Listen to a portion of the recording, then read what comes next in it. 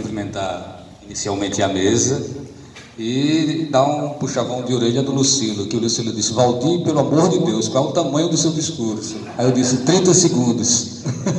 É o tempo de publicidade. Mas vamos lá, né? Como é necessário e confortante falar sobre Luiz Maranhão Filho, Luiz Beltrão Cavalcante de Albuquerque Maranhão Filho, ainda que nessa condição de memória póstuma. Luiz Maranhão, ele foi importante, né, apesar de se mostrar como uma pessoa simples, simpática e sábia. Luiz Maranhão era do tamanho não apenas de Pernambuco, mas de um Brasil inteiro. Parecia um incansável viajante pelas cidades, estados e regiões, e para além da geografia, seguia pelas entranhas humanas, retirando do dia a dia dos viventes e do comportamento social o combustível para os relatos e ensinamentos que imprimia em suas narrativas nos mais variados gêneros: o humano, o poético, o político, o contestador, o debochado, o hilário, o trapaceiro, o místico. Nenhum arquétipo escapava ao golpe intelectual de sua caneta, de sua máquina de escrever e, posteriormente, do computador. E haja velocidade na digitação. Tinha que correr mesmo para acompanhar a velocidade do seu pensamento. Impressionante sincronia entre dedos e mente. O exímio cronista sabia extrair do cotidiano do Recife e de Olinda os fatos pitorescos e capturar o comportamento social de forma brilhante. Muitas dessas crônicas foram ao ar na Universitária FM. Como jornalista profissional, em 1948 iniciou no Diário de Pernambuco, mas também trabalhou no Jornal do Comércio, no Diário da Borborema, do vizinho estado da Paraíba, no Diário Carioca, do Rio de Janeiro, na Rádio Tamandaré, do Recife, na Rádio Jornal do Comércio, na Rádio Continental e em várias agências de publicidade. Foi chefe de jornalismo do Núcleo de TV e Rádios da UFPE e tive a oportunidade de ser liderado por ele por mais de 15 anos. Comecei como estagiário, sendo recrutado exatamente pelo professor Luiz Maranhão Filho, isso no ano de 1981. Acredito que ele me percebeu carente de amigos na cidade grande, mas também percebeu que minha passagem pela Rádio Novo Nordeste de Arapiraca me credenciava a exercer atividades importantes no jornalismo. Assim fui para a rua ainda estagiário. Depois do concurso continuei realizando as pautas de Luiz Maranhão Filho. Um jornalismo feito de alma. Diariamente, o chefe e pauteiro Luiz Maranhão nos incumbia de realizar de 2 a 3 matérias, às vezes 4, nos locais para onde era enviada a equipe composta também pelos cinegrafistas Walter da Fonte, Casadinho, ambos falecidos, o Luiz Santos, que ainda está vivo, o operador de VT Balbino e também o Elias. O Paulo de Luz, que era levado pelo Blá Blá ou pelo Zé Leite, a quem eu costumava dizer: vocês são homens que dão a luz.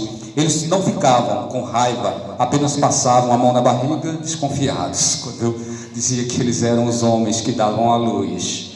Os motoristas que corriam atrás dos fatos e nos deixavam com a adrenalina mil eram Garcia e Solon, 2 pés de chumbo. Todos nós, dentro da Kombi da UFPE, tínhamos respeito e admiração por aquele homem que parecia adivinhar onde havia notícia para montar os telejornais. E que locais eram esses para onde Luiz Maranhão nos mandava? Era onde houvesse fatos relevantes, nos lugares onde a cidade pulsava. Eram as greves de qualquer categoria profissional. Trabalhadores na educação, na saúde, policiais, trabalhadores rurais. A Casa da Indústria estava na pauta, mas também estava a FETAP, a Federação dos Trabalhadores na Agricultura.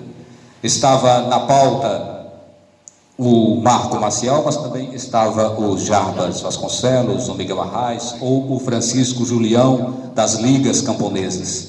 A reportagem ia ao campus da UFPE, mas também ia ao campus da Católica e da Rural.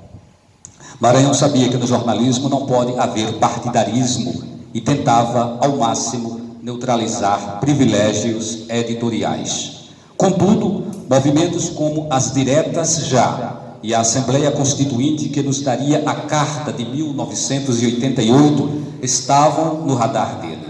Tancredo Neves, Ulisses Guimarães, Teodoro Vilela, Dante de Oliveira, Luiz Inácio da Silva, todos esses personagens da história política nacional, responsáveis pela redemocratização de um país surrupiado pela ditadura, foram pautados pelo chefe de jornalismo, Luiz Maranhão, e eu tive o privilégio de viver também esses momentos. Dom Helder Câmara, na igreja, lá na Rua das Fronteiras, e Gilberto Freire, com seu seminário de tropicologia, eram pautados regularmente, porque essas vozes precisavam ser ouvidas sempre. E Luiz Maranhão tinha essa consciência no momento em que fazia as escolhas do destino das reportagens. A trajetória acadêmica de Luiz Maranhão Filho permitiu que ele fosse tantas coisas ao mesmo tempo: jornalista, doutor em rádio e TV, mestre em direito, professor, radialista, historiador, escritor, dramaturgo, entre outras atividades. O que sabemos é fruto do que vivenciamos nos estudos, nos convívios, nas interpretações silenciosas, nas inquietações e nas alegrias que a vida nos proporciona. Mas do que vale o acúmulo de saberes se os retemos como propriedade indivisível? O verdadeiro mestre sabe que, expandindo seus saberes, ele e o mundo se tornam maiores e imorredouros. No ensino, o mestre se agiganta, e Maranhão foi gigante também como professor, circulando cotidianamente nos corredores das escadarias e no hall do CAC, o Centro de Artes e Comunicação da UFPE. Foram 30 anos dedicados à Universidade Federal de Pernambuco, tanto como jornalista da TV e rádio, quanto na docência, principalmente no Departamento de Comunicação da UFPE. Tinha competência para ensinar jornalismo, radialismo e publicidade. E assim foram muitos os que tiveram essa oportunidade e puderam vê-lo defender, não apenas com unhas e dentes, mas também com sua alma, o pioneirismo da radiodifusão em Pernambuco. Para Maranhão, maior do que a Rádio Sociedade do Rio de Janeiro, de Roquete Pinto, era a PR-A8, a Rádio Clube de Pernambuco, a Rádio dos Pernambucanos, a pioneira. Lutou e provou por A mais B com sua tese de doutorado na USP, que foi aqui onde o rádio começou, de fato, no Brasil.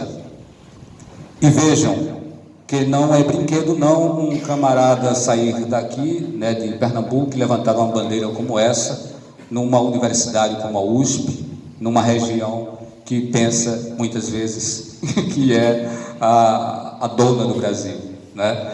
Então, assim, eu queria mostrar um trechozinho de uma fala de Luiz Maranhão, no programa Opinião Pernambuco, onde ele faz exatamente essa defesa.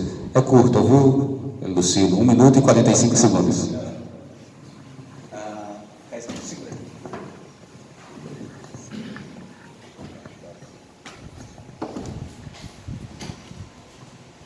O Data Show estava com muita luz, não dava muita visibilidade, então vai ser aqui, mas a gente, quem não conseguir ver a imagem, vai pelo som.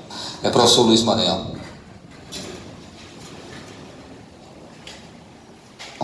O senhor sustenta, né, essa tese com toda a força da sua voz, né, de que o rádio ele teria nascido em Pernambuco. Por que é importante trazer essa discussão, manter essa discussão e fazer as pessoas acreditarem que essa seja a verdade? Olha, Valdir, isso é uma discussão muito antiga entre nós, nordestinos, e os sudestinos, como eu apelido o pessoal do outro lado, justamente pelas pesquisas que a gente tem feito nas academias. Né? O grande público não tem conhecimento do que se cogitou de documentação, de prova. Então, a Rádio Clube de Pernambuco é realmente a pioneira. É pioneira porque porque alguns pesquisadores do Sul dizem que aqui havia um clube de rádio, que era a gente que se reunia para ouvir rádio. Então, num debate, eu perguntei, que rádio? Porque é o que a gente tem notícia, é que a primeira emissora que apareceu no mundo foi a KDKA de Pittsburgh, nos Estados Unidos. E ela é de 1902. Se a Rádio Clube era em 1919, não podia captar esse som, porque na Europa não havia essa experiência de rádio. Todas as pesquisas que mostram o rádio europeu dizem que foi mais uma experiência de eletricistas, de físicos, procurando o aparelho de gerar o som. Mas de programação com fala humana foi a Rádio Clube Pernambuco. Então, esse pessoal tinha que ouvir a própria voz aqui. E por isso a Rádio Clube foi pioneira. Está vivo, né? Bem, Luiz Maranhão escrevia com facilidade impressionante, não apenas textos jornalísticos, ele sabia narrar fatos e também criar narrativas ficcionais. Livros didáticos foram 10, também escreveu contos e romances. Como dramaturgo, escreveu 18 peças de teatro, uma vocação que veio de berço, e ele sempre reconhecia os saberes herdados do pai, Luiz Maranhão. Também autor e ator nos tempos áureos do rádio-teatro. Um de seus últimos livros publicados foi em 2022, este chamado Novela das 10. E eu lembro quando ele ligou dizendo que gostaria muito que eu lesse esse livro. O Lulinha, ele me procurou lá no apartamento e deixou o livro na portaria. Eu li e fiz o seguinte comentário: muito interessante esse passeio por um período tão importante na radiodifusão brasileira. Fiquei a imaginar como se davam os conflitos de interesse naqueles tempos. E lembrei muito das histórias que você contava sobre suas passagens pelo rádio como autor e como ator, além das vivências em agências de publicidade. A história do Júnior Martins parece se confundir com a sua em algumas situações. Parabéns por continuar produzindo textos e publicando como incansável guerreiro das letras e da mídia sonora. Gratidão pelos ensinamentos e pela forma como me acolheu em minhas primeiras vivências profissionais no Recife. E ele respondeu no dia 23 de dezembro de 2022. Obrigado, tenho você como minhas melhores referências no ensino e na profissão. Maranhão.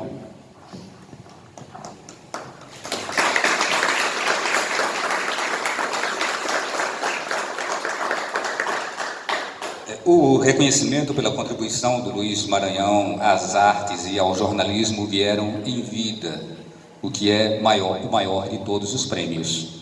Pelo livro Memórias do Rádio, ele recebeu o prêmio Roquete Pinto da Academia Brasileira de Letras, em 1988, e o prêmio Luiz Beltrão da Sociedade Interdisciplinar de Estudos da Comunicação, a Intercom, isso em 2012. Ainda o prêmio de prosa e literatura Rotary Club da cidade do Porto, Portugal, em 2006, além de menção honrosa do Serviço Nacional do Teatro, MEC, pela peça O Capitão e o Cabra, em 1968. Não podemos deixar de ressaltar que Luiz Maranhão Filho foi presidente do Instituto Histórico de Olinda, esse instituto que hoje está presidido pelo Jorge Cabral. Ele será para sempre presidente emérito. Na Academia Olindense de Letras, ele ocupou também uma cadeira vitalícia, né, o que é uma honra para essa instituição, da qual eu faço parte, e vários outros presentes aqui neste evento. Lulinha, o Luiz Maranhão Neto, sintetiza o valor de Maranhão, pai, ressaltando que sempre foi amigo, parceiro, conselheiro pessoal e profissional, presente nas decisões mais importantes da sua vida, tais como mudança de estado e emprego. Lembra das viagens que fizeram juntos e das conversas de mesa de bar ou nos jogos do Náutico. E por falar em Náutico, entoaram o mesmo grito de guerra nos momentos gloriosos do Alvo e Rubro. N-A-U-T-I-C-O, Náutico, Náutico, Náutico. Não é isso, Lulinha? Lulinha também não esquece os momentos da infância no Rio de Janeiro, em São Paulo e Campos do Jordão. E ainda quando Luiz Maranhão cursava doutorado na USP em Rádio e TV, morando em Higienópolis, enquanto ele morava em Ribeirão Preto. Vejam que, para além da capacidade intelectual de Luiz Maranhão Filho, estavam impregnados em seus gestos valores como solidariedade e afeto. Crítico e aguerrido na defesa de suas convicções, sim, mas dócil e humano na lida com aqueles que, como eu, tiveram o privilégio de estar ao seu lado. E quem mais vivenciou tudo isso, inegavelmente, foram Dona Luzinete Carvalho, de Albuquerque, que está aqui presente para a nossa honra. Seus filhos, tá não? Ah, não pôde vir?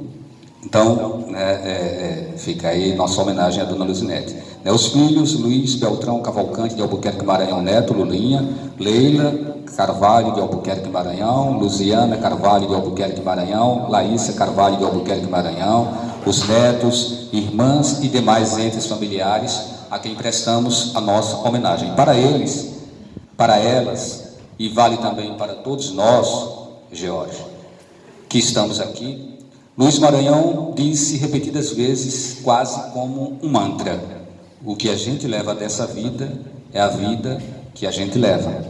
Vivamos, portanto, e que a vida que a gente leva seja leve para suportarmos o desafio da existência. Muito obrigado.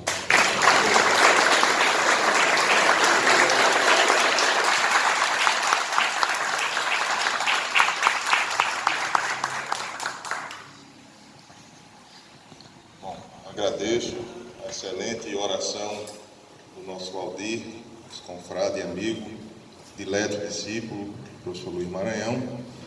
E nesse momento eu convido o senhor Luiz Maranhão Neto para, em nome da família, também proferir algumas palavras.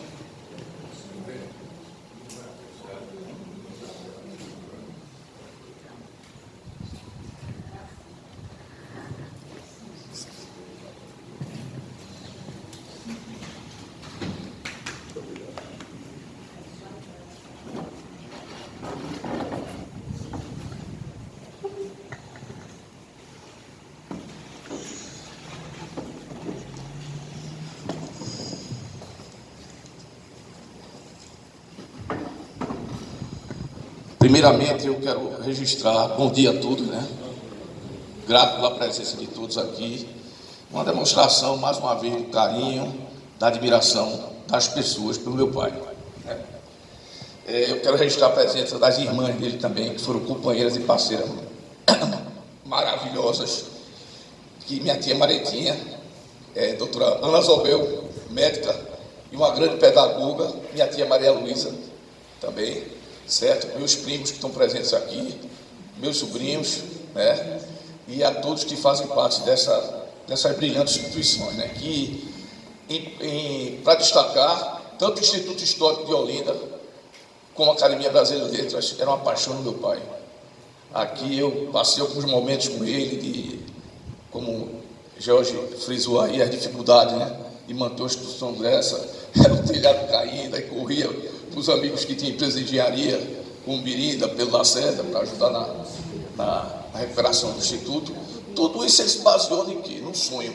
Isso aqui para ele foi um sonho que, para honrar esse sonho, esses gladiadores que estão presentes aqui, que vão manter essa instituição para sempre. E ele como presidente emérito. Prezados senhores, e ao dileto amigo e discípulo Valdir Oliveira, mais conhecido como Maranhãozinho, eu tenho que registrar isso, tá certo? Pela extraordinária homenagem feita, brilhante nessa data, a meu pai.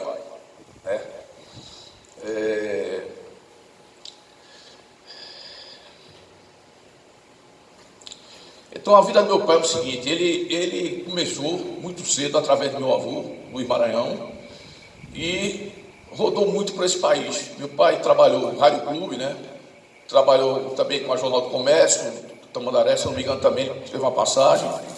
E no Rio, no Diário Carioca, Lá no Rio de Janeiro, inclusive, ele trabalhava no Diário Carioca, por sonho e trabalhou como gerente financeiro de uma financeira chamada Rick S.A., de uma personagem chamada Newton Rick, que foi prefeito de Campina Grande, cidade em qual a gente morou também na minha infância, quando eu tinha em torno de 1 ano, a gente morou lá, e por sua situação política da perseguição ao eminente presidente João Goulart, Newton Rick teve que sair de Campina Grande, ir para o Rio de Janeiro, e através do senhor Ernesto Geisel conseguiu a concessão da financeira, e meu pai foi com ele, meu pai era assessor de imprensa dele, trabalhava também no Diário Borborema, e nós fomos levados ao Rio de Janeiro com a situação política. Eu queria deixar esse fato bem registrado, para ver a coragem que ele sempre teve e a resistência a todo tipo de ditadura que se plantar nesse país.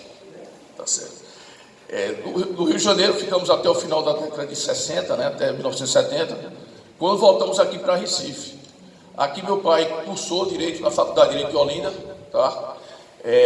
Onde Olinda registrado são os primeiros cursos jurídicos da América Latina. Meu pai terminou a Faculdade de Direito lá, que era uma área também que ele gostava muito, tanto que ele até a lei de imprensa hoje, quando eu estava morando em Ribeirão Preto, ele foi a Brasília dar uma palestra lá na Câmara Federal, uma das salas da Câmara lá, tratando a lei de imprensa, abordando a lei de imprensa. Eu queria deixar isso registrado também. A convite de Zé Paulo Cavalcante, convidou ele foi lá fazer essa palestra, tá certo?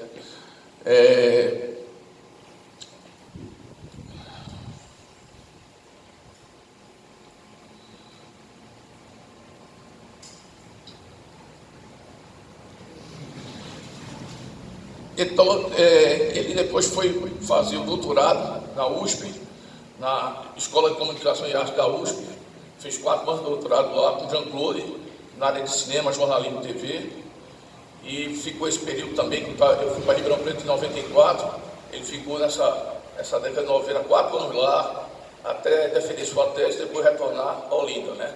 Meu pai é nascido em Recife, muitas pessoas pensam que meu pai nasceu em Olinda. Ele nasceu em Recife, mas a paixão dele sempre foi Olinda. Ele falou que só saía de Olinda para a eternidade, né? Então, a cidade que ele amava demais era aqui, Olinda, né? E onde ele viveu até os últimos dias dele. Certo? Eu vou improvisar porque eu não sou minha tia papéis.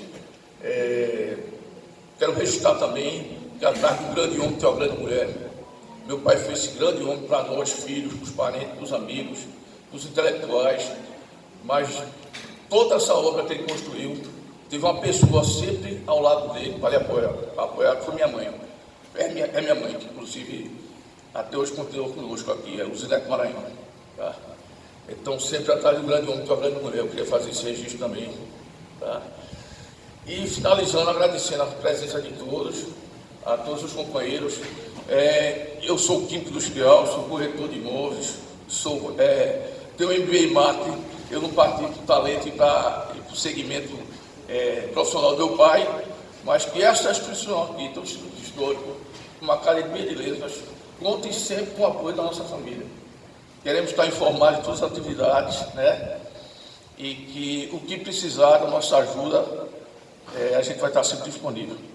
Um grande abraço a todos, um beijo no coração de todos, fiquem com Deus, e esse dia foi marcante em nossas vidas. Muito obrigado.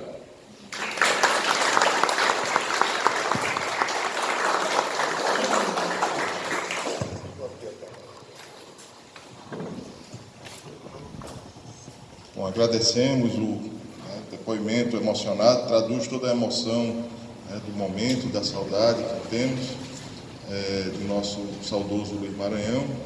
Nós vamos abrir a palavra para quem quiser se manifestar.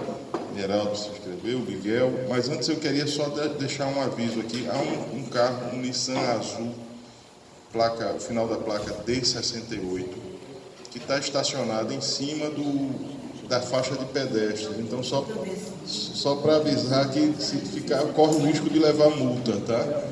Porque como passa, só para alertar, tá bem? Bom, então, doutor Meraldo.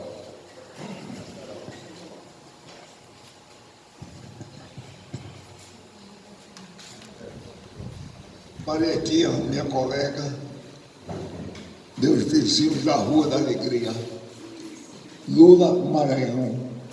eu assinava seu amigo de infância. Eu não pratico religião nenhuma, mas gostaria neste momento de referir-me a uma religião dos meus ancestrais, que é o Cádiz. Você sabe, Caesa sabe mais do que eu. O Cádiz é uma oração aos mortos, uma longa oração. Eu não falo hebraico, mas veja, não tem uma vez a palavra morte, tem sempre a exaltação da vida. Portanto, eu exalto a vida deste meu amigo de infância. Através dela, eu acredito que palavra morte não existe. Existe vida e ela deve ser exaltada. Muito obrigado, senhor presidente.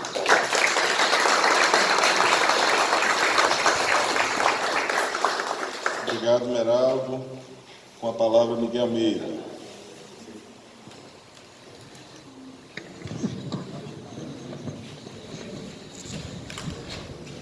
Bom dia a todos.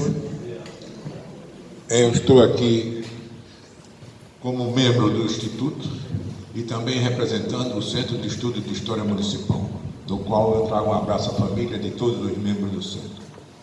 Mas o que eu gostaria de falar aqui é rápido. Talvez eu seja aqui o amigo de Maranhão mais novo. Eu conheço Maranhão só há 6 anos. E nesses 6 anos, quando eu entrei aqui no Instituto, fui aceito, ele era o presidente.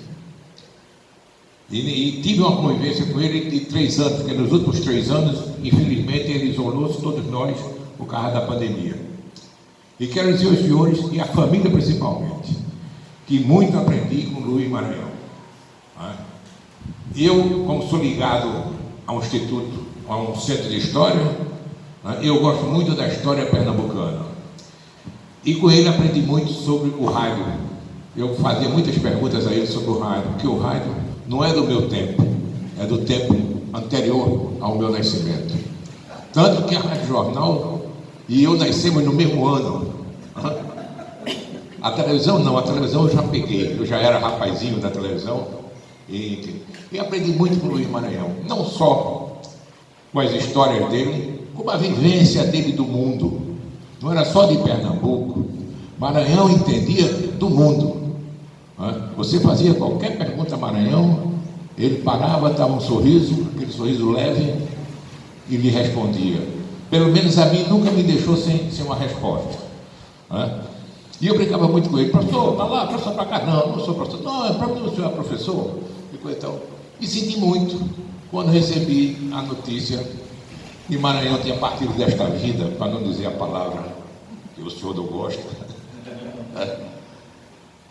E fiquei triste mesmo, porque é mais um que conhece a história de Pernambuco, a história de Olinda e que se vai.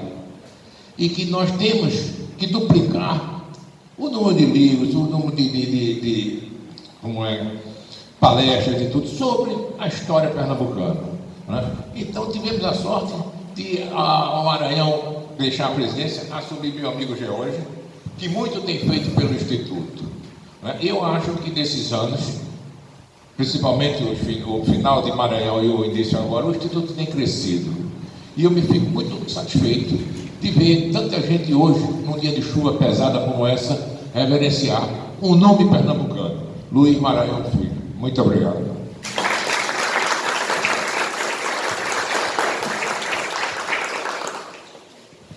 Continua aberta a palavra, se alguém quiser se manifestar.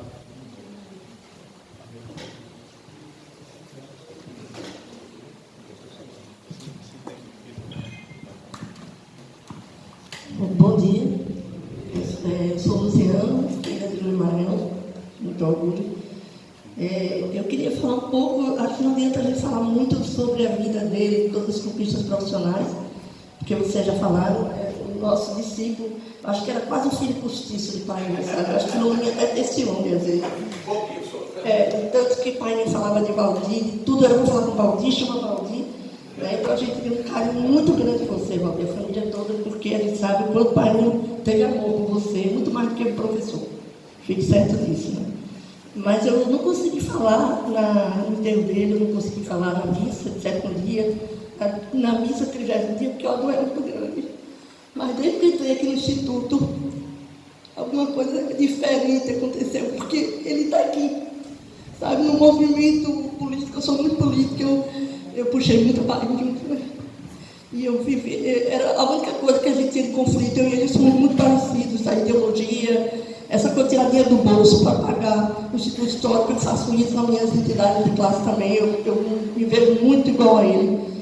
A gente só divergia porque pai tinha um problema que ele tinha um certo machismo, como o Nordeste é muito forte, né?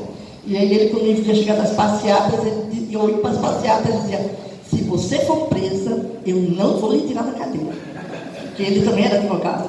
E eu dizia assim, não preciso, os advogados do meu sindicato me tiram, mas eu sabia que ele ia chegar primeiro do que qualquer advogado do sindicato. Ele ia estar lá primeiro para me tirar. Eu sabia do amor que ele tinha por filhos e eu ia tranquila, porque eu sabia que era só da boca para fora. Mas assim, desde que a gente chegou aqui, no movimento político, toda vez que uma pessoa vai embora, que a gente quer dizer que ele está aqui, a gente faz assim, Luiz Maranhão presente. E eu digo agora, Luiz Maranhão presente. Ele está aqui, ele está aqui.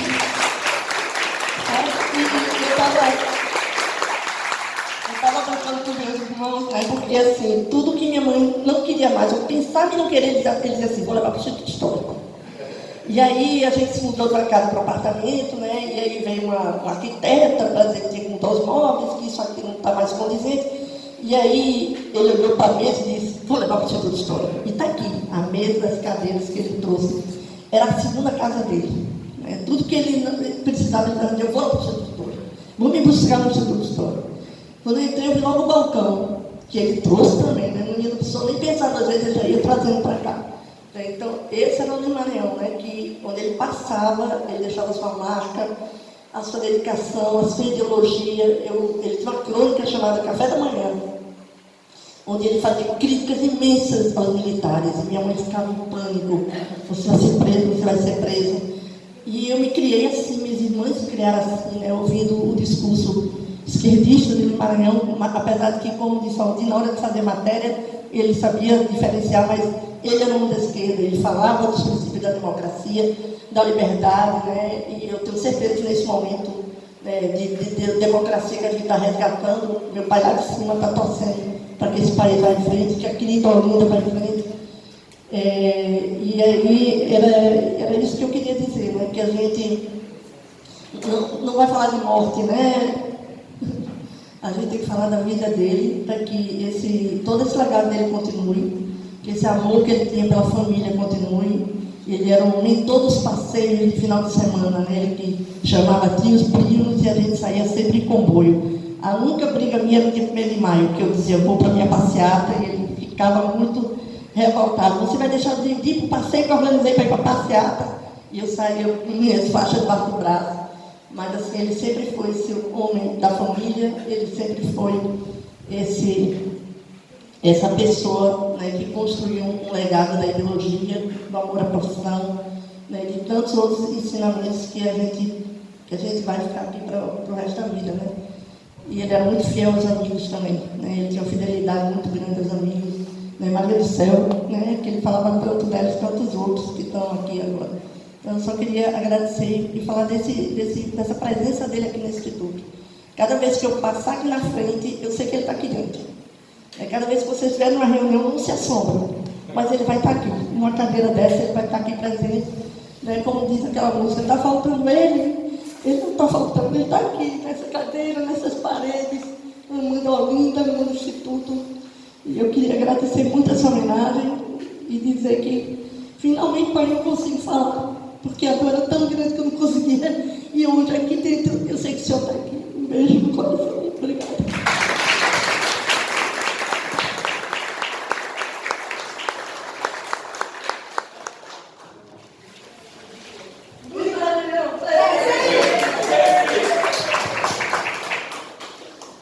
Obrigado. Continua facultada a palavra. Presidente do Instituto Histórico de Moraes. Bom dia a cada um, a cada uma. Momentos como esses a gente fortalece laços de interação e pertencimento à história, ao patrimônio cultural, ao conhecimento, e saudando aqui a mesa, o nome da mulher, a única mulher que está presente aqui, intocada pela voz, a Maria do Céu, o nosso presidente Jorge Cabral, mas dizer que pessoas como Luiz Maranhão Filho, eu estou falando isso, não tive a convivência, mas o bom é que a partida de pessoas como a de Luiz deixa todos nós menores, a academia menor, o instituto menor, mas na fala de Valdir a gente se sente reconfortado e acho que a gente começa a se recuperar e a crescer um pouco também. Então acho isso, eu faço esse registro da solidariedade do professor Luiz Maranhão Filho, que nós estávamos numa polêmica lá em Igaraçu, 2015, 2016, Dani Moraes está aqui, esse registro que eu quero, sobre a alteração, a mudança do brasão do município, um dos brasões do município, e ele foi uma pessoa muito firme na defesa do patrimônio, na defesa da história, mesmo que essa história fosse uma história muitas vezes de dominação, de opressão, mas ele, de alguma forma, brigando para se preservar essa história, ainda como forma depois para desnaturalizar essas formas de dominação. E ele foi muito solícito, a gente foi muito atencioso, solidário, e é esse gesto que eu quero expressar aqui, da academia, tanto da Academia de Igaraçu em Cultura e Letras, como do Instituto Histórico e Geográfico de Igaraçu, nosso sentimento de gratidão, externando aqui a família, porque ele foi firme,